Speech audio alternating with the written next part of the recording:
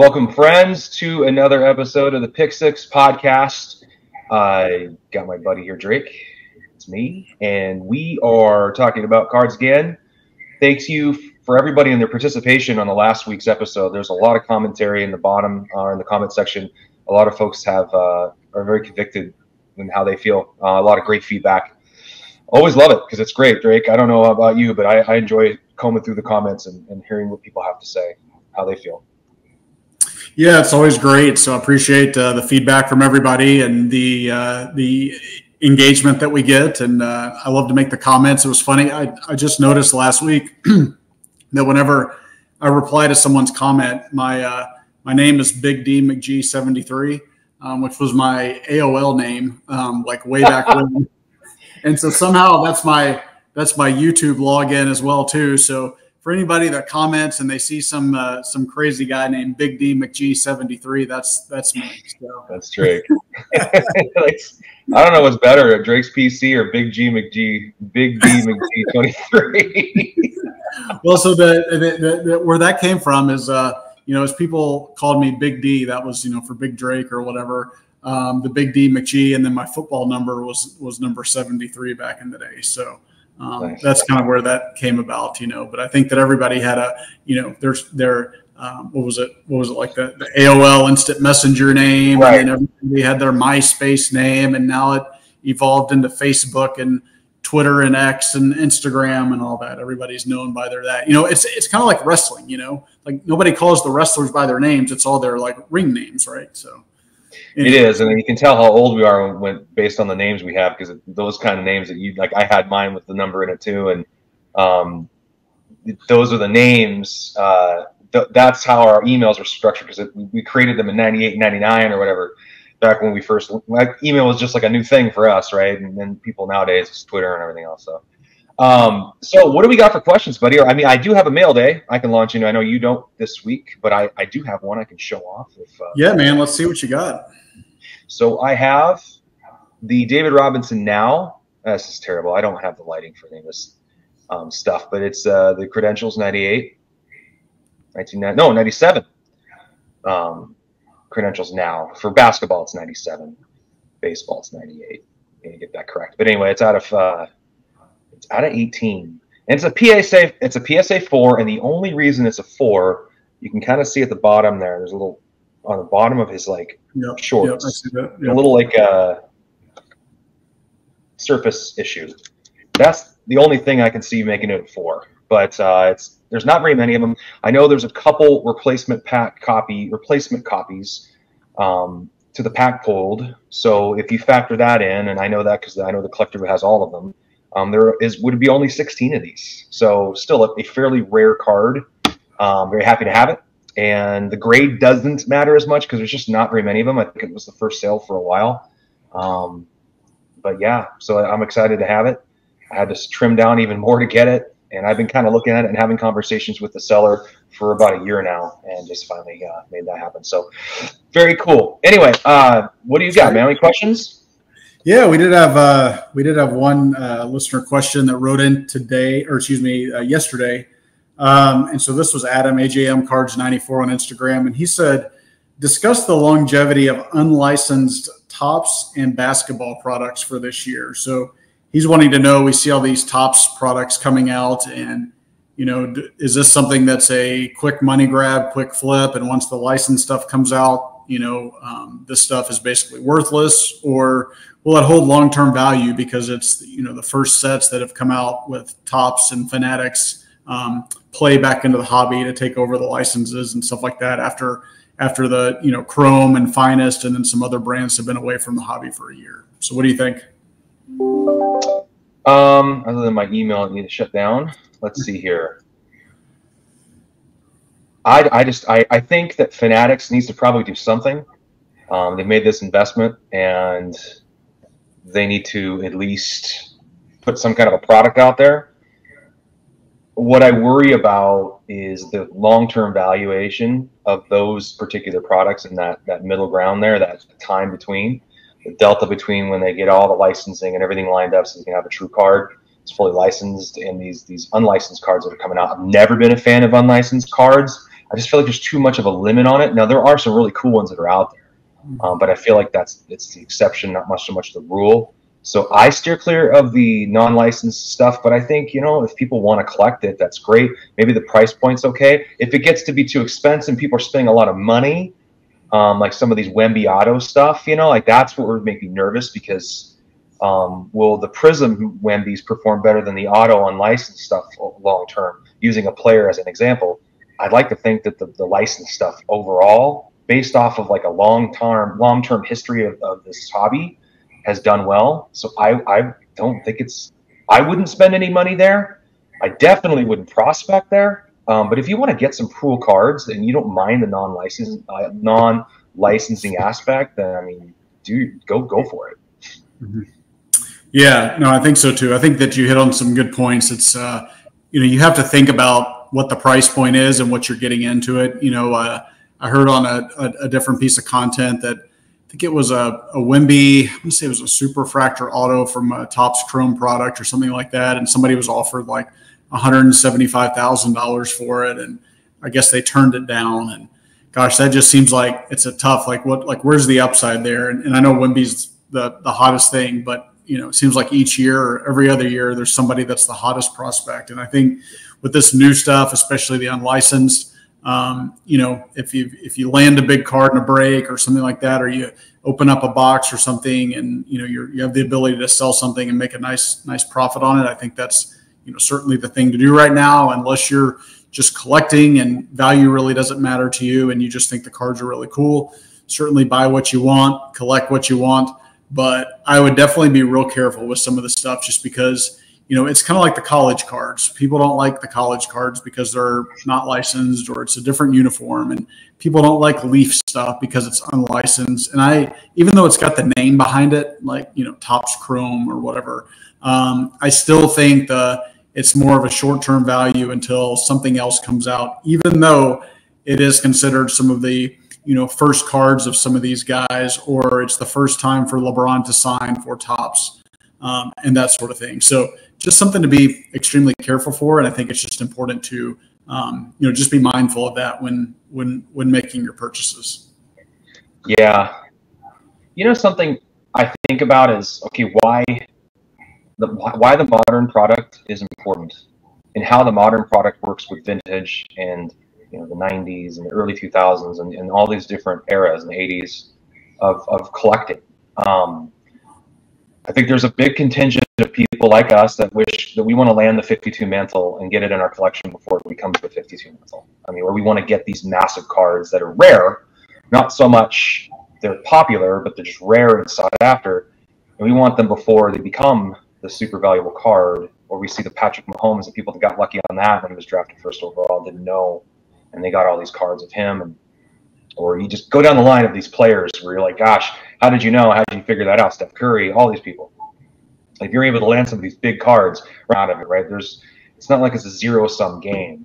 The collector that just wants to hold it and keep it, I wonder where they fit in that, right? That's where I get that's where it's sometimes confusing, even for myself, because I have to spend more to get some of these cards that probably cost other people, you know, years ago, hardly anything. So I'm like, well, I'm on this end thinking, oh, maybe it'll just keep doing this, but it might not, right? So then you have to have a collector's mindset of like, do I love the card enough to go, hey, it's okay if it hovers around here or maybe goes down a little bit. You have to still really enjoy the card for the card itself, which I tend to do. I really do. There's certain cards I just think are so cool. Like this now is a really cool looking card, right?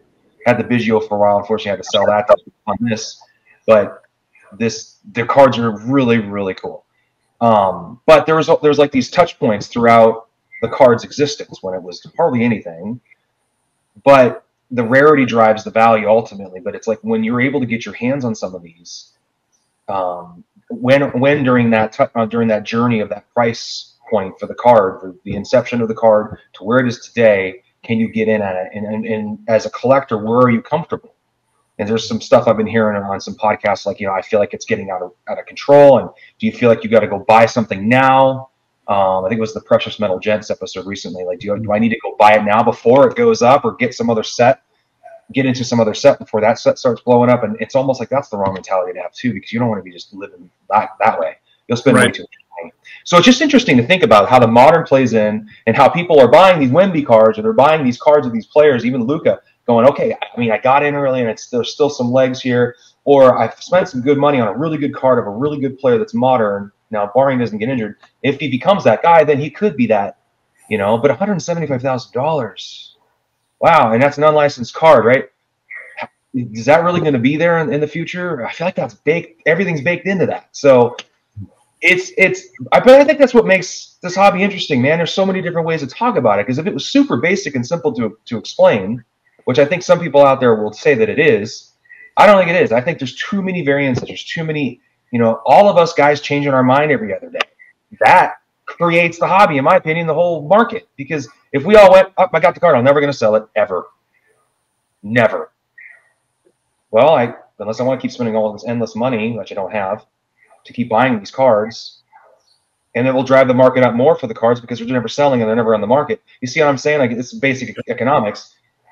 But we would never do that, and we don't do that because we like evolving our collections and growing and all that. So I know I'm kind of going off on a tangent here, but I just feel like how the modern plays in with the vintage and everything in between is very interesting to me. Mm-hmm. And it'd be interesting to have like someone who comes from outside of the space, learns all about it, but is very, very versed in economics and finance, and goes, this is what I see, right?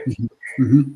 Yeah, the ultra modern place or space is something that I probably need to get a little bit more educated on. And it's not so much for me because I don't really want to collect ultra modern, but it's more for my son. He's interested in the active players, just like a lot of younger kids and things like that. And he'll see players and want to know about this player's card or something like that. And I honestly don't know where to start, right? So if I think of Peyton Manning or Drew Brees and I want to buy one of their rookie cards or something, I go and I can, you know, go and look on Cardboard Connection or Beckett, or just through my own knowledge and experience, and kind of know like, okay, these are the cards I should pursue, and this is what I need to go find and stuff like that. But my son, for example, he likes Patrick Mahomes. Like most kids like Patrick Mahomes. And so he's like, Daddy, I really want a Patrick Mahomes card. Well, I don't know where to start, right? Because I'm not going to go spend $100,000 on a Patrick Mahomes card. No. But if you look around, he's got so many 5-figure cards and, you know, that sort of thing. And so I want to buy him something that's nice, but I don't know where to start outside of like, hey, I know Prism, I know Select, and, you know, that sort of thing. But within those sets, there's so many different parallels and inserts, and, you know, he's got tons of autographs and, you know, that whole sort of thing. And you try to find something that's game worn because he loves the patches and autos and things like that. And it's almost impossible to find any game worn stuff for Patrick Mahomes. And so I struggle with, and like I said, I need to educate myself more. So if anybody, you know, has any, you know, good resources or things like that, certainly drop them in the comments. But I think it's something that, you know, is needed in the hobby. You know, people talk about, hey, it's hard to find information on old sets, but it's also hard to find information on the new stuff, because really the things you see in the ultra modern, it's just what people are pumping out on their Instagram pages and things like that. And, you know, you don't know, is a super peacock fractor, is that going to be, you know, valuable years down the road? My instincts tell me no, but then you go see all these sale prices and you're going, really? You know, is that's selling for that? And so it's just, you know, the cherry blossom or whatever they're called, cherry blossom prism or something like that. There's just so much out there that it's tough to navigate. The peacock variation. It's out there. It's out there. Yeah, I don't know. I wouldn't be spending that much money on a card for my son. I mean, I know I think your son's a little older than mine, but I think ultimately too, I know that my stuff's going to go to him. Whatever's left will go to him. So I know there's a plan there. And he collects his own, you know, and they're usually not very expensive. He likes to rip. So, you know, we'll buy a little blaster here and there. He just enjoys opening the cards. But ultimately, I think when it comes to like locating a card for your son like that, I would find something, you know, very basic. I mean, it doesn't sound like he wants that, though. It sounds like he wants a patch auto, which is like, I don't know. That's going to be expensive. To each their own, but that's kind of where I'm at with that when it comes to my son wanting something. But I think this kind of leads into the conversation about building collections, though. And you have a question. I don't know if you want to open it. This doesn't air until Saturday, so or maybe even Sunday. So there's some time here. Do you want to bring that question up and kind of Yeah. segue into that from this? Yeah, so absolutely. It's something that's been on my mind a little bit lately. And I guess some could even say that I may fall into this category. I certainly don't feel like that. But, when you look around social media and especially Instagram, because that's where I spend most of my time, the accounts, they either prop themselves up or prop up other accounts by saying, this person is the greatest insert player collector out there. And when I look at them, I'm like, well, this person's only been collecting for like 2 years. And for various sources, maybe it's from their own, business goodwill. Maybe they sold crypto or, what are those, the NFTs or something like that. They got into a bunch of money, which is great for them and stuff like that. But then they basically bought their way into a collection. In my Peyton Manning group chat, we laugh because Josh Luber basically spent a ton of money to buy a ton of Peyton Manning cards. He bought them all at once. It was like thousands of Peyton Manning cards. And he anointed himself the greatest Peyton Manning collector on earth, right? And it's like, does buying your collection like real fast, and going and finding the greatest cards and being the person that spends more than anybody else just because you have the money to do it. And again, I'm not saying that's wrong or right or indifferent or whatever. I'm just saying how do you define a great collector when you're like, man, that person is a great collector or that person is the best collector. And I think, our friend Brett Stacking Slabs, he's done a phenomenal job going and finding these, what I would consider great collectors because, this person may be may have the greatest Michael Vick collection or, the Precious Metal Gents guy spoke to somebody, and I don't remember the individual's name, who had these forgotten stars of the 90s. And this person would go and find all these just phenomenal cards of people, and they weren't expensive. And that to me is just building a collection. And when I think of a great collector, that's the first thing that comes to mind, not the person that, is only flashing up, black prisms and superfractors and like one of ones and things like that they've basically bought their way into that collection. And so, I just, it's been on my mind and, it doesn't really matter at the end of the day. It's just something I think about, but it's how do you define a great collector and where does money spent on that collection / the amount of time that you've actively been in a hobby, like where does that fall in the pecking order when it comes to a great collector? Well, that's a very interesting question, and we're getting into the meat and basically the title of this show, which kind of lends itself, is type of collector, and I think it comes down to if we're talking about collectors, it doesn't matter when you entered the space. I'll be very clear about that because I came in 2019. So I'm not going to sit around here thinking I'm annoying myself. I'm not, and I wouldn't say that I am. But what I will say is I don't think that's really for any of us to judge. And the reason I say that is because there are two different types of people, I believe, in life. There's people that enjoy the journey, and there's people that want to get to the destination as quickly as possible. They're not really concerned with the journey. They just want to get it and satisfy. People that just want to get to the destination as fast as possible are usually people that move on quickly. Okay, they buy all the cards. Like if you're Josh Luber, I don't even know if Josh, is he even still collecting? Who knows? We don't know. But we don't know.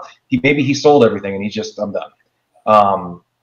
So if that's something he would have done, and maybe I'm sure there's a lot of people that were like that. They came in, maybe they got burnt, whatever, and they sold everything and left. Those are destination people, in my opinion, and they just enjoy conquering something and then just moving on. Whereas there's people that enjoy the journey to getting there. You may be like a little frustrated by not getting there as quickly as you want, but you still understand there's a journey. It takes time. You have to learn through the journey. And the things you learn through the journey are what keep you engaged in that particular journey. And whether it be collecting, your career, and all of that. I think we have a lot of young people in our world right now that are destination people. They want it fast. They want it now. There's lots of reasons for that. We don't have to get into that, but I think there's a lot of destination people. That's why there's probably less collectors in the younger ages, because they're just flipping the cards and let's get them. Where you have collectors like us, yeah, we're selling cards. We're selling them so we can go get another one. We're selling this so we can keep coloring up in our collection and buy the card we really want. Oh, now that one's come. Oh, now that one's available. I better move some of this to go get that one. We got all these funding operations, fund your cards, and what Nick at work is doing, so that, you know, collectors can snag that card right now and then pay it off with some cash or capital with cards and still selling them and whatnot. So I think that those, in my opinion, those are journey people, because they're journeying to build their collection, curate it, to turn it into something special that they're excited about. And then they look at those cards and they go, I know what it took to get to this card. It was a journey. Now, are the journey 2 or 3 years long? I don't think there's a lot of people like that anymore. I think just our society lends itself to instant gratification too much for people to be that patient. And unfortunately, that's why there's a fund your cards and there's all these, because you kind of want to jump on things, right? But it's thought out. There's a reason I got to get that one. I want to get that one. And, you know, and you have this, okay, this doesn't come up for sale very often. I better take advantage of this now before it goes away. And that's a real feeling, and it really happens. So I believe there's probably more collectors that will enjoy the journey because you learn so much along the way. I did.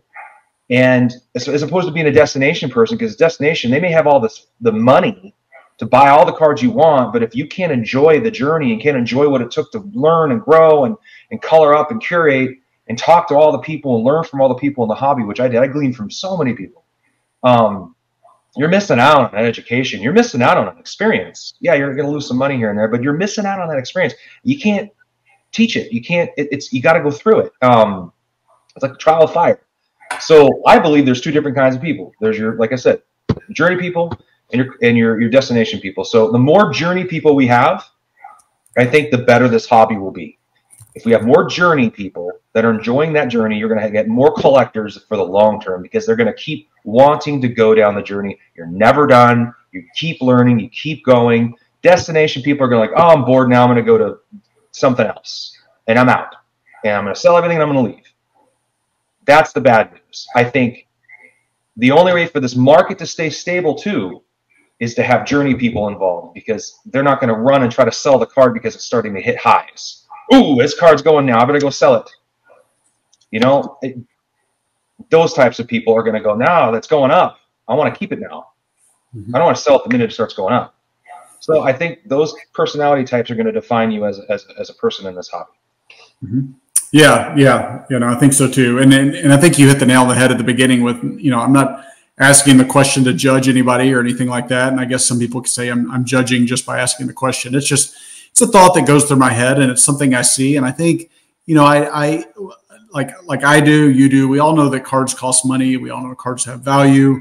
We hope everything we buy is a great store of value, and maybe some would call it a good investment, you know, whatever the case may be. But it just sometimes when people are, you know, leading with how much they spent on the card or how much they made on the card versus the card in and of itself, I question if they're, you know, if they're thinking through the eyes of a collector, or is this just all about the money for them? Whether it's spending as much money as possible so they can say, "Look at me, look at what I have," or is it more of, you know, "Hey, I'm constantly buying these things and I'm selling them for more, you know, than what I paid for them, and you know, look at me and look at how great I am." And you know, when the focus becomes on the person more so than it does the cards and, you know, somebody's hobby experience and hobby journey, I think it's just it's almost narcissistic and egotistical and things like that. And then I'm sure the counterpoint to that is,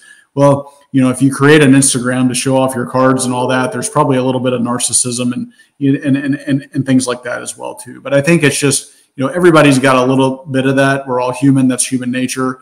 It's just where do things fall in the pecking order for you as a collector? So just something on my mind. I think you bring up a good point. I don't think you're judging anybody. I do think that you depending on what kind of person you are, whether you're that journey person or that destination person, you're going to curate your feed. You're going to communicate. You're going to circle yourself with, and you know, you're going to be part of communities that are like you. So they're going to celebrate when you get a really cool card and want to show it off. The people that are going to probably want to just buy, sell, and don't really care, and it's not about collecting, it's not about the car, not, you know, they're going to be excited to be with each other, because they're going to be, that's what gets them going. And those people are just going to keep like that. But the collectors are going to be like, oh, that's so cool. You finally, like, how many people reached out to you when you finally got your patent essential credits? Right? Think about that. Perfect example. No one was going, well, that's not fair. Well, geez, man. They were like, dude, this is so great for Drake. I was like, we all celebrated with you. They're in that collector community because we thought it was so cool. So that kind of takes care of itself, in my opinion. Yeah, well, that's great. Yeah. Well, I think we kind of come to the end of it here. We're trying to keep it real nice and tight and light. Hopefully you enjoyed the conversation. Just a couple questions, couple topics. Try to like pack it in, and so you get some good value. I hope you enjoyed spending some time with us today. Like, subscribe, comment below. What are you? Are you a destination person or are you a journey person? Let us know in the comments below. Is that something that even like speaks to you, or does it just sound crazy? Because you know me, I always come up with crazy stuff, and that's okay. But Drake's got always some great questions. He's the question man of our hobby. There's nobody better than, what is it? Big D, McG. 73 at AOL.com. I'm sure it's still out there. Take care, everybody.